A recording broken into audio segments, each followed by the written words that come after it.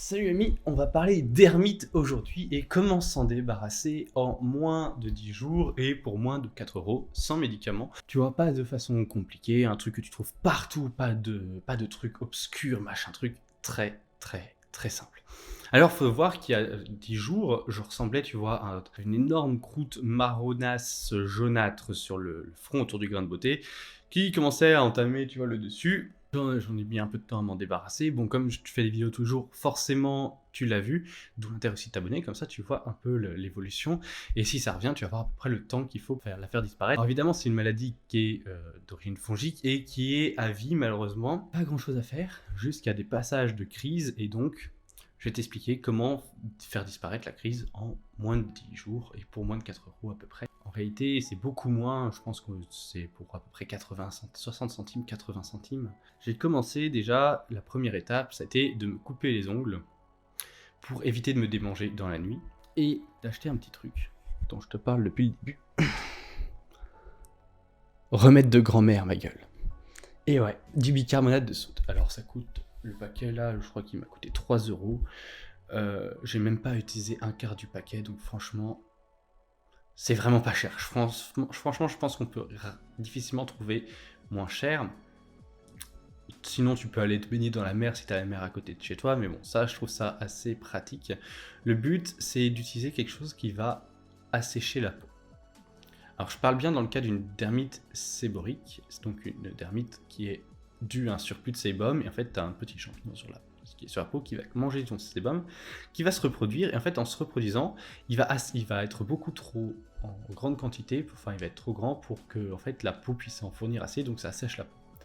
Et du coup, la peau va reproduire encore plus de sébum, ça va te démanger, parce qu'évidemment, comme la peau s'assèche, tu vas te gratter, il va se répéter, et il va se mettre. Alors, il va s'installer surtout au niveau de tout ce qui va être visage et cuir chevelu.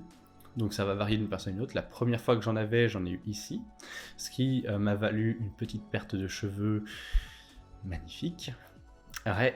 Et du coup, au fur et à mesure, il s'est installé autour de mon grain de beauté. Après, il est descendu ici. Puis après, ça a disparu de ces zones-là. Ça s'est mis au niveau de mes yeux.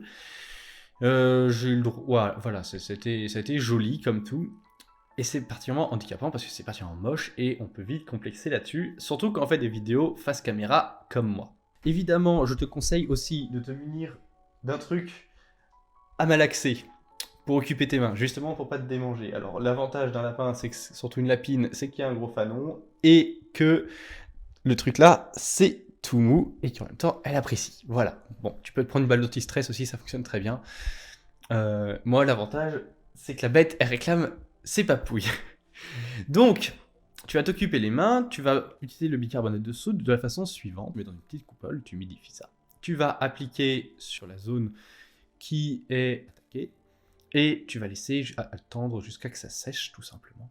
Tu vas attendre un petit peu, ça va te brûler. Les premières fois, ça va clairement te brûler, surtout si tu l'es démangé, tu vas douiller. Mon conseil dans ce cas-là, c'est que plus tu douilles, dis-toi que plus vite tu vas guérir. Ensuite, il va falloir rincer. Alors le moment du rinçage est assez important, c'est-à-dire qu'il faut rincer sans enlever la peau qui est déjà présente, parce qu'en fait il faut que tu préserves au maximum la peau pour éviter que ça crée des lésions et qu'en même temps ça crée des formes de cicatrices comme je peux avoir, ou que ça puisse faire un truc, à chaque fois qu'il y a de la peau qui va revenir, elle va sécher, ça va faire des peaux mortes, donc tu vas faire ça petit à petit. Et quand tu vois qu'une peau est vraiment sur le point de tomber, plutôt que la démanger, la gratter, tu prends une petite pince à épiler, un petit truc, et tu la décolles en toute délicatesse sans tirer. C'est-à-dire vraiment, tu ne dois pas enlever de la peau morte qui est encore attachée parce qu'elle va tirer, elle va arracher à elle d'autres cellules de peau.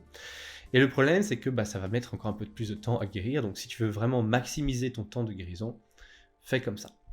Alors dans les méthodes dont j'avais parlé sur ça, c'était d'utiliser un peu des trucs avec un truc encore gras ou un truc comme ça.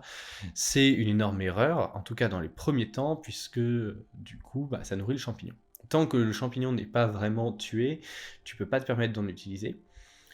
J'ai envie de dire, il n'y a qu'une seule exception, c'est vraiment si tu commences à avoir des cicatrices, vraiment si ça commence à être extrêmement profond, ou si ça commence à attaquer la peau en plus grande profondeur.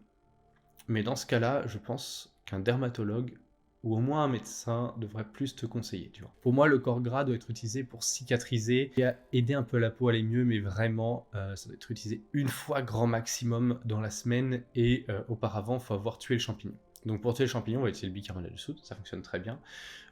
Tu peux essayer au début, j'utilisais du shampoing antipelliculaire parce que ça contient du zinc et donc qui est un antifongique assez connu. Tu peux avoir pas mal de moyens, enfin tu peux avoir des médicaments aussi pour ça. Donc tu as le kétoconazole, qui est le médicament qu'on va probablement te prescrire. Le problème, c'est que c'est chiant à mettre, c'est chiant à attendre, et en même temps, au bout d'un moment, je trouve que niveau efficacité, c'est vraiment pas ouf. Donc là, pour moins de 4 euros, facilement, une fois dans la journée, 2 fois maximum, tu peux t'en débarrasser, et ça prend une dizaine de jours. J'avais commencé déjà à avoir des résultats.